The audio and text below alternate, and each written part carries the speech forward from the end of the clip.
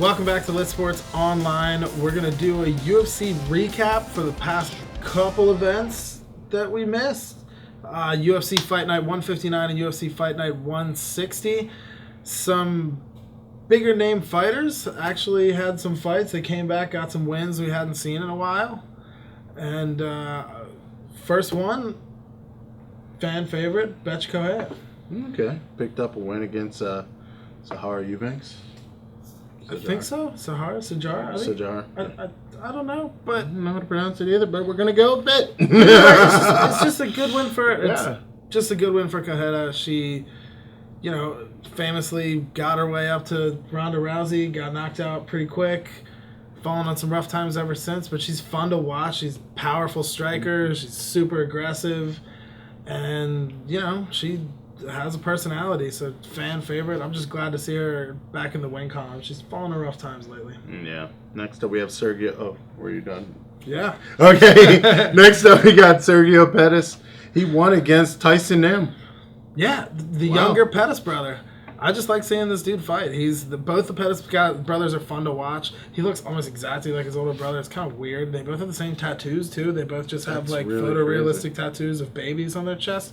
I'm assuming their own. Otherwise, it would be even stranger. Be a little weird. Yeah. But both great guys, fun to watch. It's a good win for Sergio. He's one of those guys who's worked his way up to a number one contender fight a couple times and then lost and ended up, on the downswing for a little bit. But he's a good dude. He's a great fighter.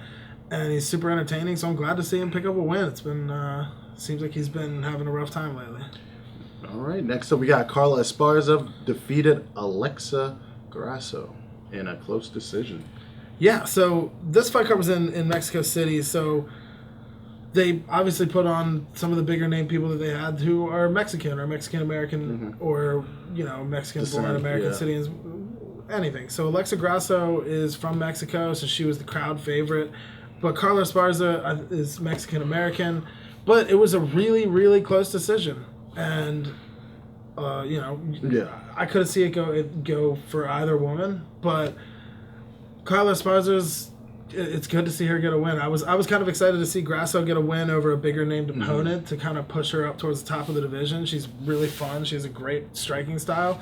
But Carla Esparza, man, she's just super tough. Her wrestling is great. She's just gritty and pressure for fighter, and she pulled off the victory. And I'm glad to see her still doing the damn thing. Especially after a few years ago when she had won the Ultimate Fighter and got a Harley Davidson out of it and all sorts of stuff, and then was in financial trouble because of a fight getting canceled. So I'm glad she's still out there in the co-main event of a big fight card in Mexico City and picking up a good win.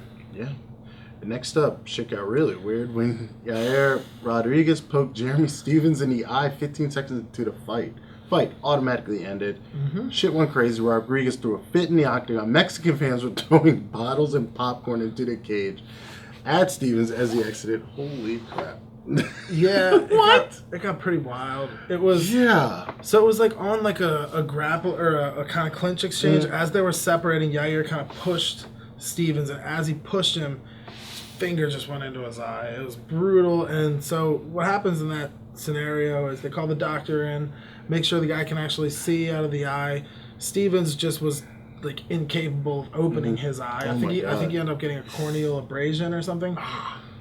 And so the doctor said, look, if you can't open your eye, you can't see, we got to call the fight. Yeah. And so the doctor and referee Herb Dean stopped the fight. And good move by Herb Dean. Herb Dean acted very professionally, controlled everything. It was great, but the crowd did not like that. No. You get through the whole thing. You get to this big main event fight. It's Yair Rodriguez. He's one of Mexico's favorite sons in MMA, flashy striker, versus Jeremy Stephens, a hard bite down on your mouthpiece and walk forward and sling fist type of guy. It promises to be fireworks. You've been getting to this point all night. 15 seconds into the fight, it stops. Over. That's sad. And it's because of just something dumb that Rodriguez did, right?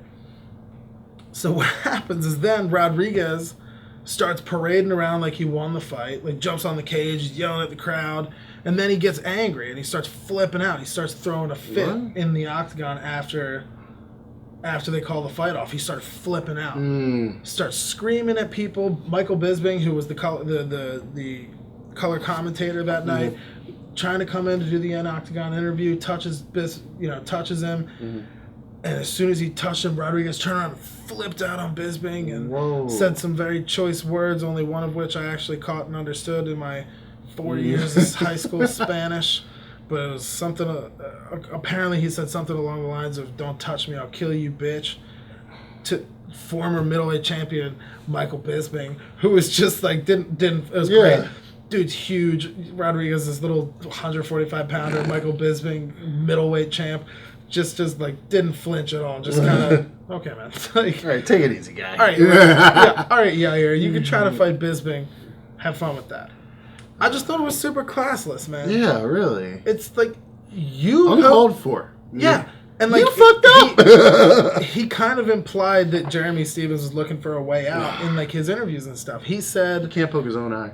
Exactly, and he can't screw up his own cornea. He basically went in there and said, I'll give him the benefit of the doubt, but he's the one who has to live with the fact they called the fight because he couldn't continue.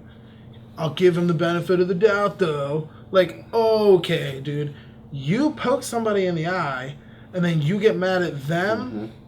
Like, the whole thing is your fault. Yeah. And then he threw a fit in the cage. He was kind of a jerk about it in interviews afterwards. Apparently, he found Jeremy Stephens in the lobby of the hotel. What? Yeah, he found Jeremy Stephens in the lobby of the hotel. And so there's video you can see from behind Yair Rodriguez. Because apparently what Rodriguez did was he had his team and family follow him with a camera to go find Stephens. So they were recording him walking up to Jeremy Stephens. He's thinking, I don't know what he's thinking. Either A, I can make myself look like a good guy by going up and apologizing and making sure Stephens is okay, or B, Stephens is going to try to antagonize me, in which case I'll look better because he's trying to fight me now. Yeah. Apparently what happened, according to Stephens in an interview, is Yair walks up and says, "Hey man, are you okay?" And Stephens is like, "Yeah man, it sucks that it went this way." And then Rodriguez immediately started talking shit to him. And then like pushed him, and then he called, they started slinging gay slurs at each other and all sorts of stuff. That escalated quickly. And Yair's just like, "You gotta live with this, you gotta live," like, and so now Yair's talking shit like, "I don't think Stephens wants to fight, blah, blah, blah." They already rescheduled the fight. They scheduled the fight for October 19th, I think. Must see TV, let's go. Yeah, and oh gosh. That being said, I cannot wait to see that fight, that rematch. I mean, just from that alone, like the rematch is already like probably the biggest fight I'm looking forward to. Because originally they weren't like antagonistic towards each other. It was just another fight. Rodriguez, young guy, whatever. He's got a weird style. Stephens, different kind of guy. He's a veteran. Whatever. But the typical story, right? But now they're heated. Now Stephens thinks Rodriguez is a little jerk for handling it the way he did.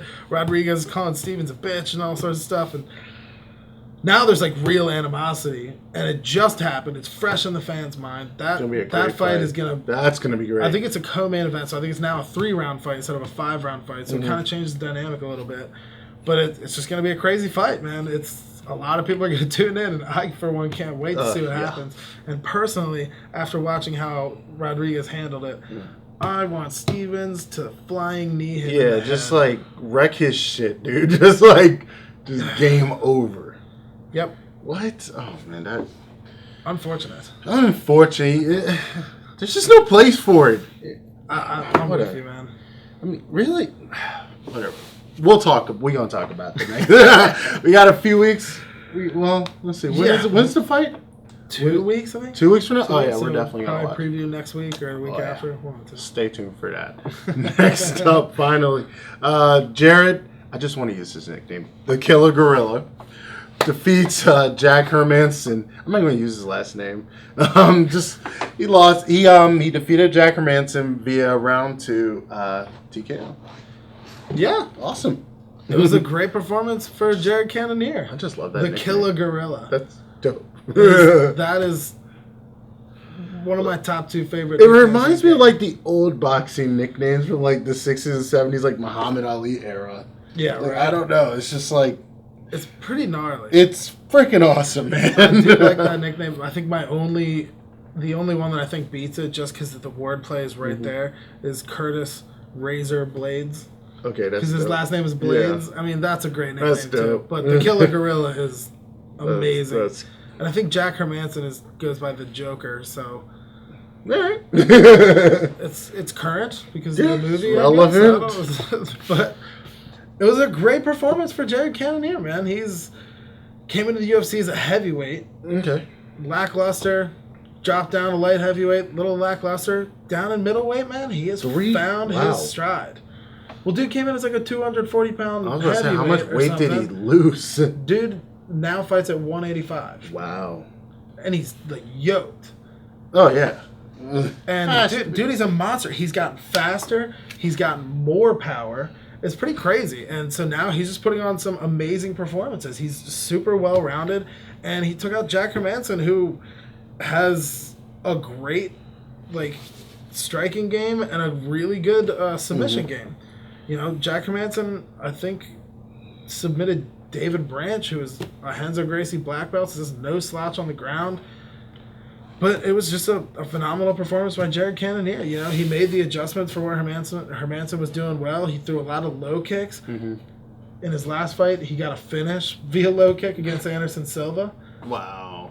I mean, when you beat Anderson Silva, like, you're automatically, like, there. Yeah, it's just a giant name to have on your record.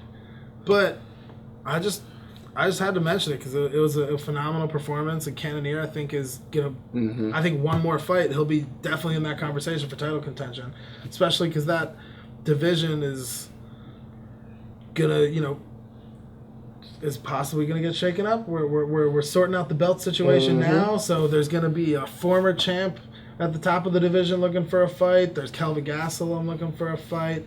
You got a few other guys, you're not quite sure where they're going to go. Luke Rockhold, Chris Weidman. Weidman's about to make his light heavyweight debut. That division's kind of in a weird spot at the moment. Yeah. So if a guy like Cannonier can put in another great performance and, you know, get a highlight reel finish or something along those lines, then he could, you know, be the diamond in the rough. He could be the one that stands out for the title shot. I mean, definitely put on a show, and potential's there, dude. Like, wow. Definitely, and I would like to see. I would love to see him against the top of the division. You know, definitely. Like, Yoel Romero or something. That's a terrifying fight for anybody because Yoel Romero is a freak. Well, that does it for our recap episode. We got other videos coming out this week, so make sure to stay tuned for those. Love being on the camera with my boy Pat here. So I will be here next week. So yeah, stay tuned.